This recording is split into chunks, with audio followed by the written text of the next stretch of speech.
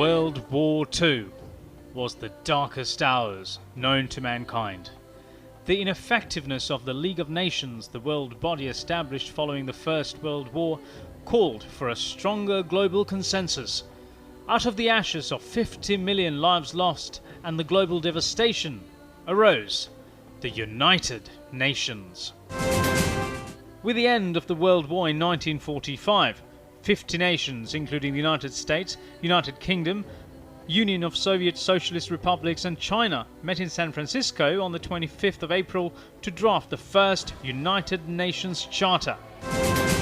In 1951, Sri Lanka made its presence felt at the foundation of the United Nations with a historic speech by then Minister of Finance J.R. Jayawardena at the San Francisco Peace Conference. That hatred ceases not by hatred, but by love. Sri Lanka obtained membership of the United Nations on the 14th of December 1955 and has become an active member of the United Nations, setting an example within the developing world.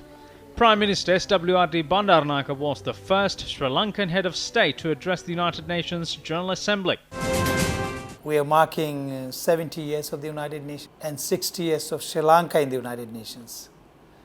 And we have embarked upon a significant campaign, 70-60 we call it, Our UN, Apey UN, Engal UN. United Nations has partnered with Sri Lanka throughout the last 6 decades for the development and socio-economic well-being of the island nation.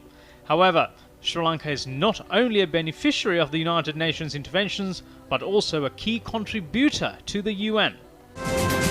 Beginning from 1960, Sri Lankan troops have served in Congo, Haiti, Ivory Coast, Liberia, Sudan, Western Sahara and Timor, and today Sri Lanka is a leading contributor of troops to the UN peacekeeping operations.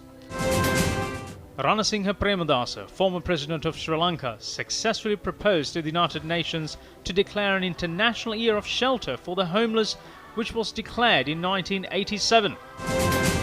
In 1999, the UN General Assembly unanimously adopted a resolution moved by the late Sri Lankan Foreign Minister Lakshman Kadragamar to celebrate Vesak Day as a United Nations Day of Observance.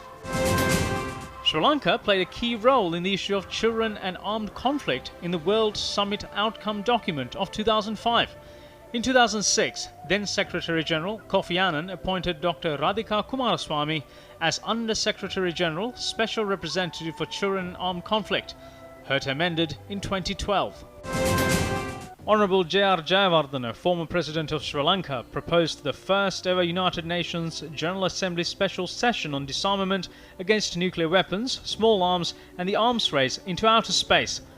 Jayantha Dhanapala was hand-picked by then Secretary General Kofi Annan as the Under Secretary General for Disarmament Affairs. I was very fortunate to have had Mr. Kofi Annan as my leader at that time and to be a part of his senior management group. We had a small budget, but within that I made full use of the funds given to us. So all in all, I think the period that I served the UN was very valuable in placing Sri Lanka's role in the UN at a high level, as well as helping us to strengthen the norms which the UN has established in arms control and disarmament. Sri Lanka made valuable contributions to the development of international law, underlined by the contributions of Judge C.G. Veeramantri. So I was there for 9 years as one of the Asian judges. And during these years, we had some very important cases. Perhaps the most important case ever to come before the International Court was the case where the General Assembly sought the opinion of the International Court of Justice on the question of law regarding the legality or otherwise of nuclear weapons. Now, in that case, I wrote a dissenting judgment, a very strong dissenting judgment, saying that nuclear weapons are totally illegal in all circumstances whatsoever. Dr. Mohan Munasinghe is another key Sri Lankan contributor to the United Nations. One of the highlights that I remember is my work with the Intergovernmental Panel on Climate Change, where I have worked since the inception in 1988. I'm very proud to have been the vice chairman of the IPCC and also shared the 2007 Nobel Peace Prize. United Nations champions the participation of young people, and Sri Lankan youth have been at the forefront of global development dialogue. I was selected as the last year's UN Youth Delegate to represent Sri Lanka in the 2014 General Assembly. My role as a youth delegate was to represent the voice of young people in Sri Lanka at the UN.